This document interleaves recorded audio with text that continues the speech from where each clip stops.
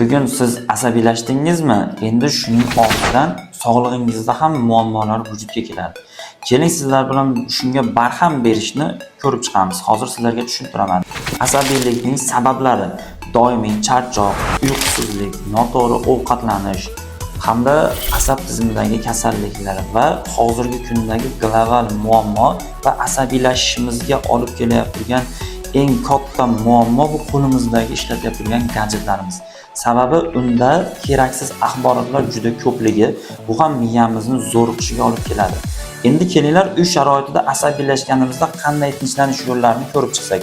Birinchisi, oddiy chuqur nafas olish mashqi. Bunda sizlar chuqur nafas olib 4 soniya ushlab turasiz va sekin-asta chiqaramiz. Bu ham bizga ancha foyda beradi. Keyingisi oddiy 15 daqiqa sayr qilish yoki yengil mashqlar ham bizga ancha foyda beradi va damlamalar bor.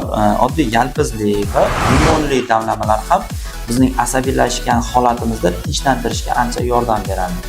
Va eng katta muammo bo'lgan mana shu gadjetlarni kun davomida va yotishdan oldin undagi ijtimoiy tarmoqlardan uzoqlashish ham bizning asabiylashishimizni ancha kamaytiradi.